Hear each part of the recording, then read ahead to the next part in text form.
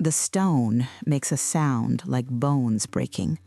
Not the doors themselves, those are cedar and bronze, ornate, already half closed. It's the granite rollers underneath, engineered 2 centuries ago to seal the Ptolemaic tombs in the royal quarter. Each rotation drops the temperature inside by a degree. Each inch of movement cuts the light by half. She doesn't turn to watch it happen. Her hands are steady. They've been steady for 11 days now, even as everything else came apart. The servants have already positioned the bed where she indicated, not in the center, off to the left, angled so the last shaft of sunlight will cross her face before it disappears completely. There's a logic to it. There's logic to everything she's done since the 23rd of July, though no one watching would have recognized it.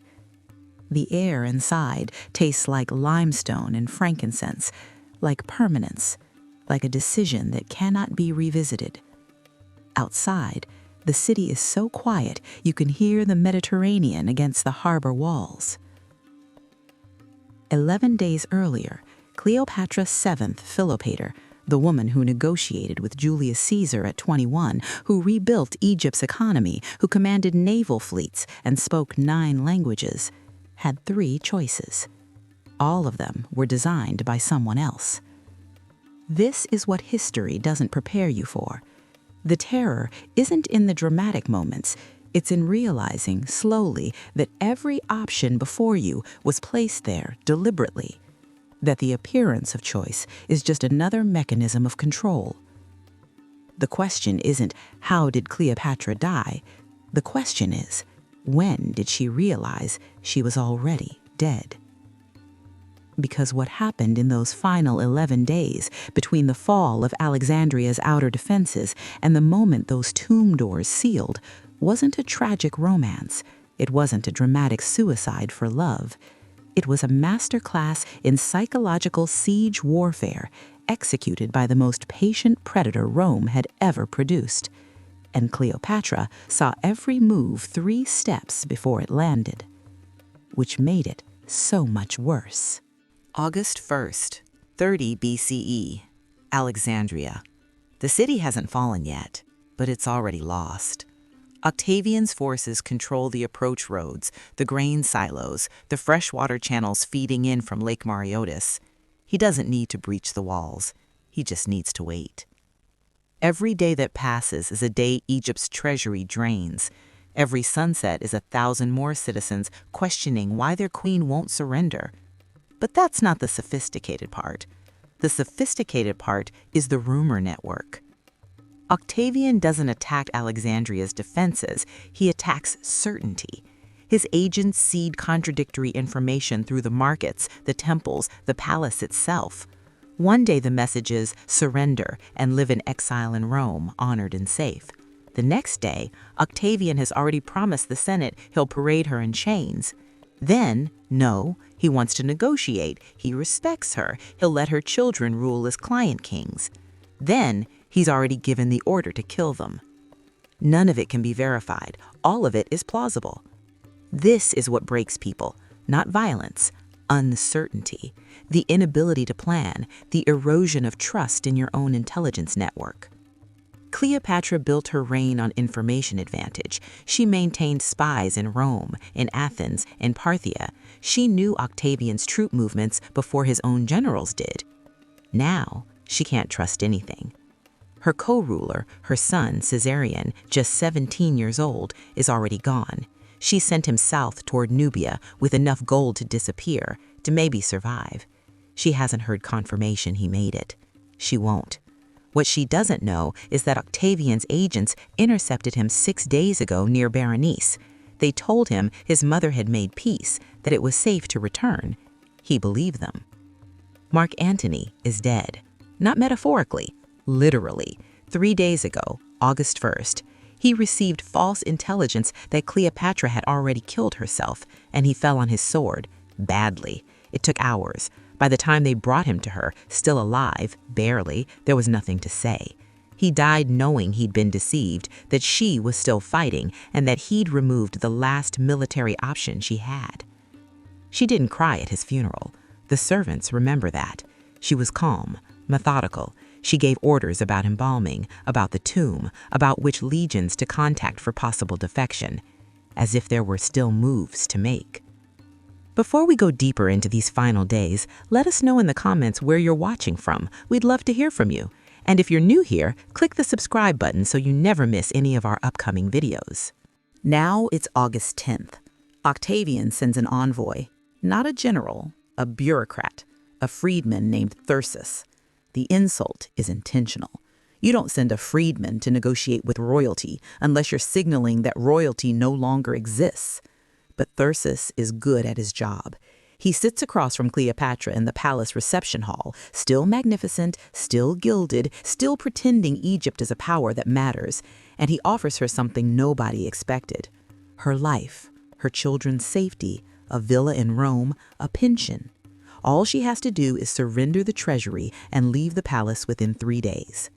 It's a reasonable offer. By the standards of Roman conquest, it's generous. Octavian could take everything by force and kill her in the process. This way, she becomes a symbol of Roman clemency, a defeated queen who accepted the new order. She asks Thyrsis a single question: will my children rule Egypt? He doesn't answer immediately. That's the tell. If the answer were yes, he'd have said it instantly. It's the most powerful bargaining chip he has. The pause means he's calculating how to deliver bad news in a way that still sounds like negotiation. Egypt, he says carefully, will be governed in a way that ensures stability for all parties. Cleopatra thanks him for his time. After he leaves, she summons her treasurer, her chief physician, and 2 of her most loyal handmaids, Eris and Charmian, women who served her for decades, women who know what stability for all parties actually means. Egypt won't be a client kingdom. It'll be annexed, turned into a Roman province. The Ptolemaic dynasty, 300 years of Greek rule, will end. Her children will be ornamental hostages at best, liabilities to be eliminated at worst. She's not afraid of dying. She's afraid of how they'll use her after she's gone. Because this is what Octavian actually wants. Not her surrender, but her spectacle.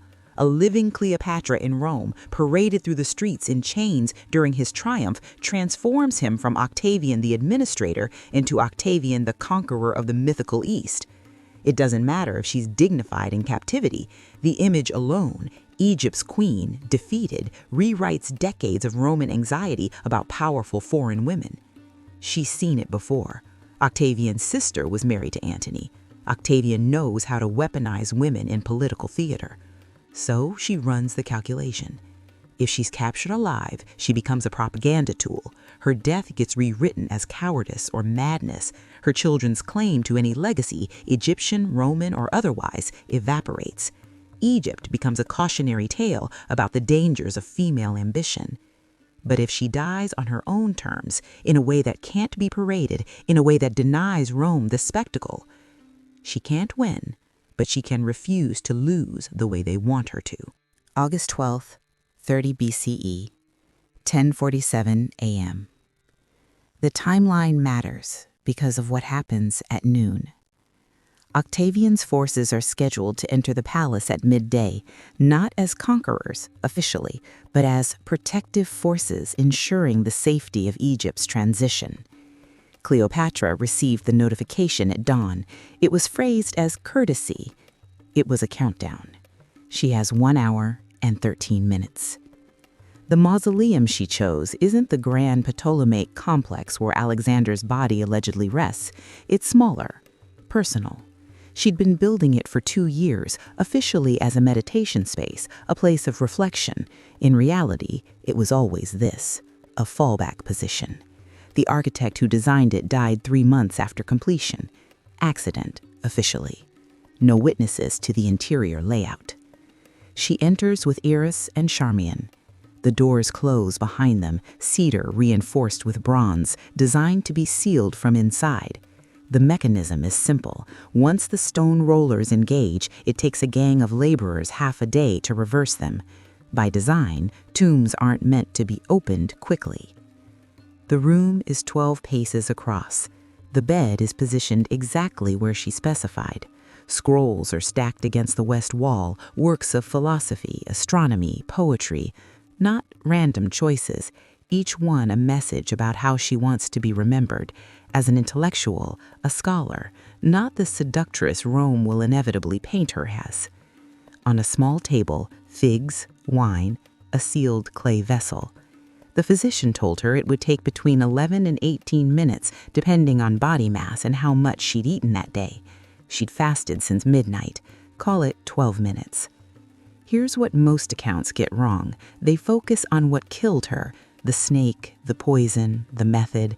They turn it into a riddle, a mystery with exotic flourishes, asp venom, cobra, poison concealed in a fig basket.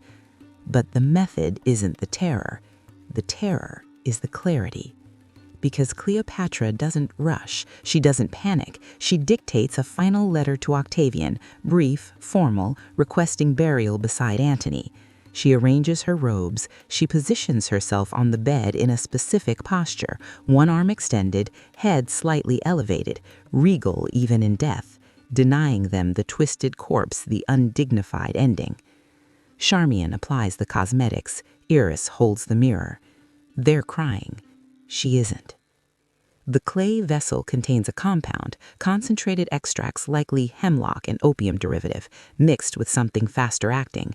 The physician was very specific. Drink it all at once, lie still, don't fight the drowsiness.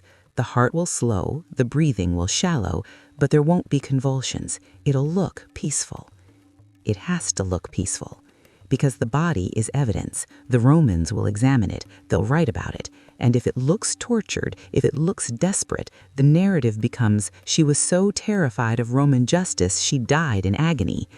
But if it looks serene, chosen, controlled, then the narrative fractures. She drinks. 11 minutes later, when Octavian's soldiers finally force the doors open, prying, hammering, using leverage points it takes them until almost 2 p.m. to breach, they find 3 bodies. Cleopatra on the bed, positioned like a statue, Iris collapsed at her feet, Charmian near the door, still barely alive, adjusting the diadem on Cleopatra's head with shaking hands. A Roman soldier asks her, "Was this well done?" Charmian's last words, recorded by 3 separate sources, "Extremely well, and as befitting the descendant of so many kings." Then she dies. Octavian stares at the body for a long time. Not in grief, he barely knew her personally, but in something closer to frustration, maybe even a trace of respect. She'd beaten him to the one thing he actually wanted, the triumph, the spectacle, the living symbol of Egypt's submission. He orders the physicians to examine her for evidence of the method. They find 2 small marks on her arm, possibly puncture wounds, possibly insect bites, possibly post-mortem artifacts. The reports conflict. He doesn't care about accuracy. He needs a story. The asp narrative gets constructed within hours, exotic, Egyptian, theatrical enough to satisfy Roman audiences who want to believe Cleopatra died the way she lived, dramatically, seductively, with dangerous foreign mystery. It's better propaganda than she poisoned herself with a compound any competent physician could make. The body is embalmed, buried beside Antony as requested. That part, at least, Octavian allows. Not out of generosity, out of calculation. It contains the narrative, the doomed lovers together in death. Rome loves a tragic romance, especially one that ends with Roman victory. Caesarion is executed 3 weeks later, 17 years old. Octavian's advisors are blunt about it. 2 Caesars are 1 too many. The other children, Cleopatra's twins with Antony, Alexander Helios and Cleopatra Selene, and their younger brother Ptolemy, are taken to Rome. They march in Octavian's triumph after all, not their mother. 3 small children in golden chains, holding images of their dead parents. Cleopatra Selene survives. She's eventually married off to a North African king, a client ruler. She names her son Ptolemy, one last echo of the dynasty. The others disappear from record. Alexandria remains the wealthiest city in the Mediterranean for another century, but it's Roman now. The library continues, the lighthouse still stands, but Egypt as an independent power, Egypt as anything other than Rome's grain supply, ends on August 12, 30 BCE. The palace is looted methodically, not violently, administratively. Every statue catalogued, every treasure assessed and shipped to Rome. The bureaucratic erasure is more thorough than any army could accomplish. Within 10 years, Egyptian children are being taught Latin in schools. Within 20, the Ptolemaic currency is replaced. Within 50, asking who ruled Egypt before Rome gets you blank stares from anyone under 30. Here's what history remembers. Cleopatra, the seductress queen, killed by an asp after her lover's death. Tragic and dramatic, and vaguely her own fault for being too ambitious, too foreign, too sexual. Here's what history forgets. She was the last pharaoh of Egypt, the last ruler of a kingdom that had stood for 3,000 years, the last barrier between the Mediterranean and total Roman hegemony. And she didn't die because she gave up. She died because every option for survival required her to participate in her own humiliation. The terror of Cleopatra's final days wasn't snakes or poison or Roman soldiers. It was the slow realization that the game was rigged from the start, that Octavian had spent years constructing a scenario where every choice she made would serve his narrative. Surrender? She's the defeated barbarian queen.